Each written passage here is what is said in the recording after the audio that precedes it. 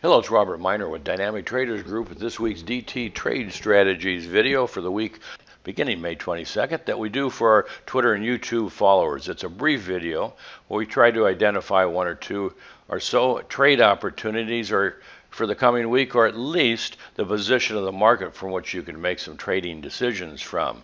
Remember that it's important to learn to trade, not forecast. Trading is not about forecasting. It's about identifying conditions with a high probability outcome and acceptable capital exposure. So what we teach you in these videos, you can apply to any actively traded market in any time frame.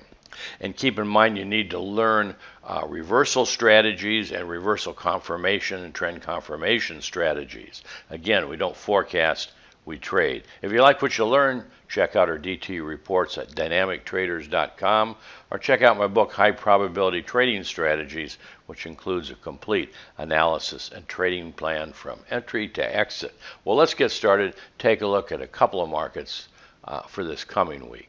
So this is gold daily. We took a look at this last week and I showed you what were the typical end of wave 5 price targets based on closing data. This is daily gold closing data. And this is a good example of gold continue beyond that price target, never making a reversal. So you have to have that reversal signal when it hits a target zone. And it never made a reversal, but it came right up. We anticipated probably near the early part of the week, it would probably complete its end of wave 5. Well, it actually came right up to Wednesday and Thursday, couple days later than anticipated.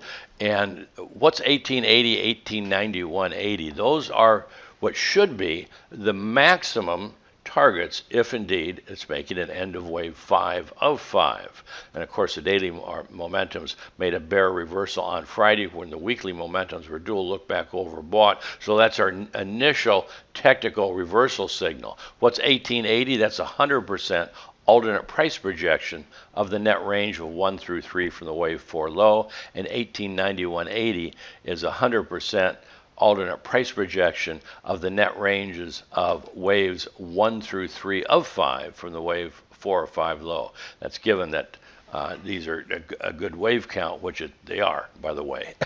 So more than likely, around Wednesday, Thursday, gold completed this 5-wave advance and completed a weekly high. Now, however, remember, trade, don't forecast. So we're in a position to have completed a weekly high lasts usually 3 to 5 weeks. However, gold must first close below 1867.60.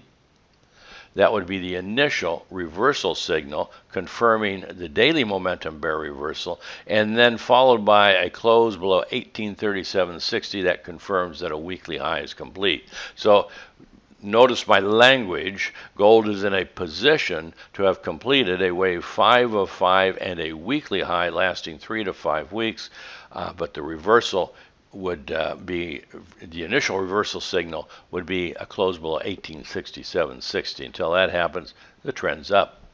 We'll take a quick look at silver because silver has already made its reversal signal.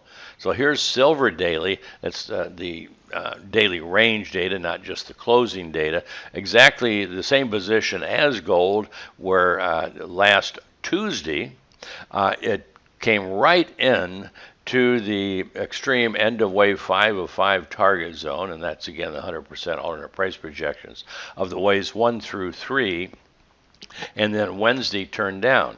But what's important here is that one, it reached the position from where a weekly high would be made, and then it made its reversal signal. It came down and closed below the high swing close of what I got labeled the wave 3 of 5. That's a closing overlap, and it's a very strong signal that a reversal has been made.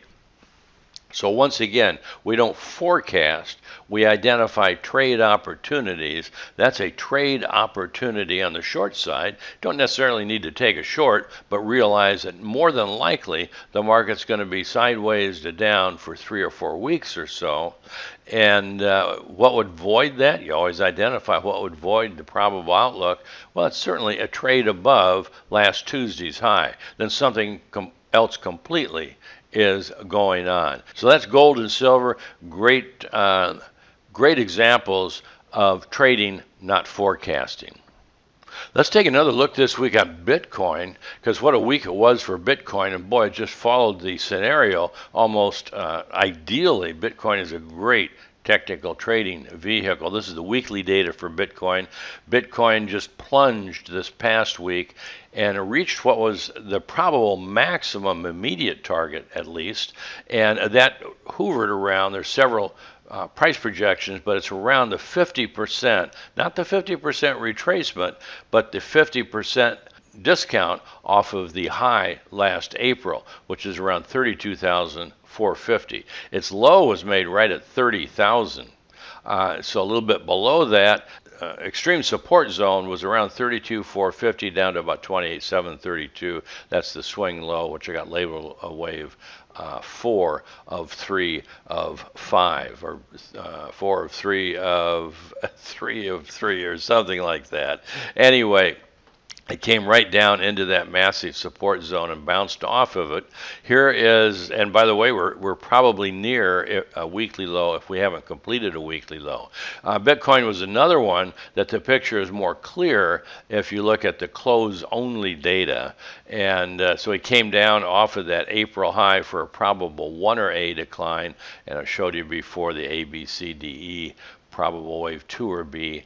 And then we rolled over and exceeded the 100% alternate price projection I showed you last week, which was the minimum probable on the downside. But look at this decline. We were coming right in to the probable end of wave 3RC target zone.